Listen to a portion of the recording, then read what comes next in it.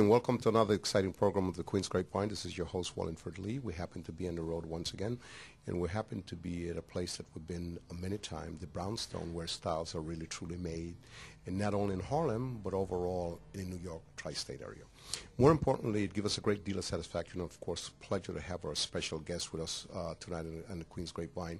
We want to take this opportunity to talk about March month, which is Women's Month. We want to talk about the detail, the impact that women have had, not only today in the world, but overall, and some of the doors that they had to knock down.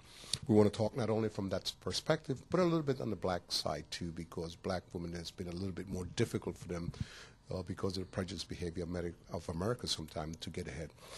It gives me a great deal of pleasure, of course, to present my special guest, Princess Jenkins, who happens to be the CEO of the Brownstone. Welcome to our program.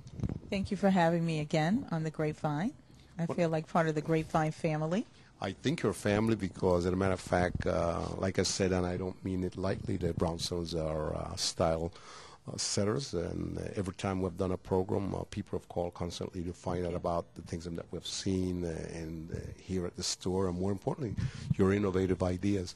And today we want to present a little bit a different spectrum of you, because as a businesswoman, as a mother, and as a wife, we want to feel, what is your impression of March month for women? What does that mean to you as a woman and as a person? Well, Women's History Month, though we are only given a month, women work 365 days a year. So while the month is important, I think that most women, particularly African American women, understand our place in history, our place in the history of America, and certainly in the day-to-day lives that we have, and how important what we do as women is to our churches, our families, our communities. So the celebration, though it is only 30 days, really lasts all year.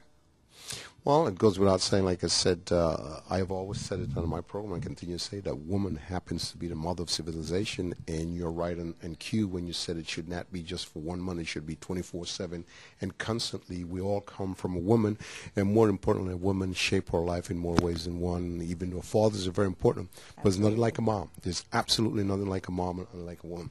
So from a perspective, how do you think, I mean, there's a lot of elevation talking about things that women have accomplished. Let's talk a little bit, and then we'll jump back and forth a little. On the black side, are black women recognized a lot in the month of March for black history? For history for women, or you think more credit should be given to them?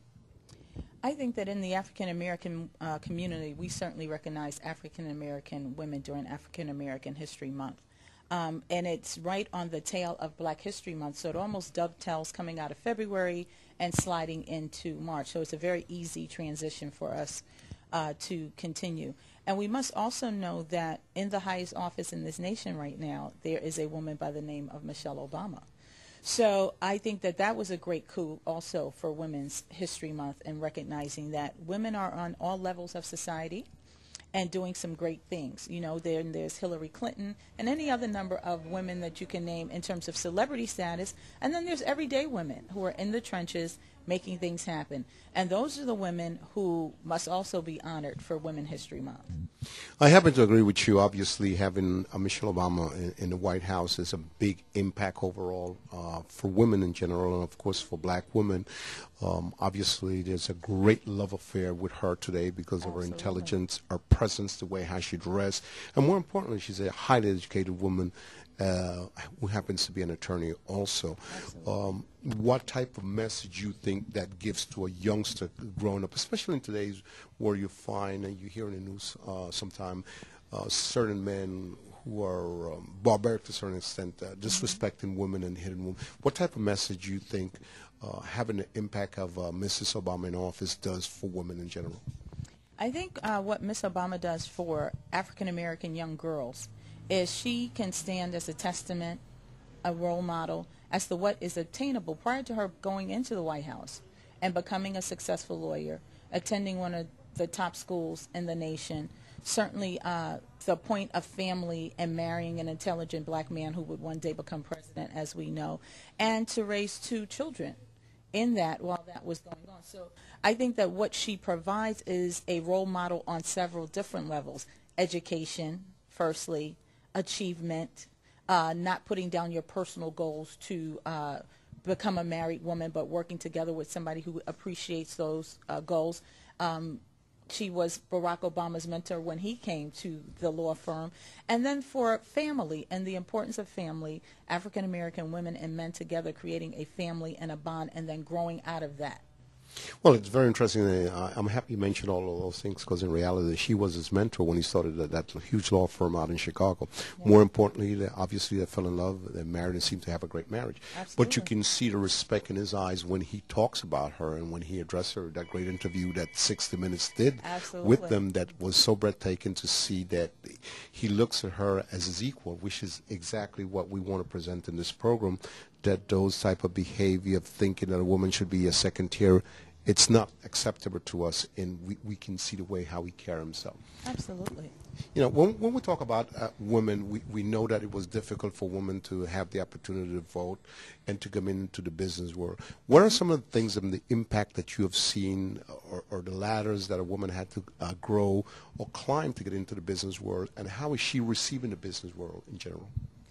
Well, I'm 25 years into the fashion business, and this is a very capital-intensive business to come into. So this was a long and, building process for me. I think that it is easier for any number of reasons. One, the world is not the way it used to be. It's not black and white anymore. There's not that line as much anymore. Of course there is, but there isn't.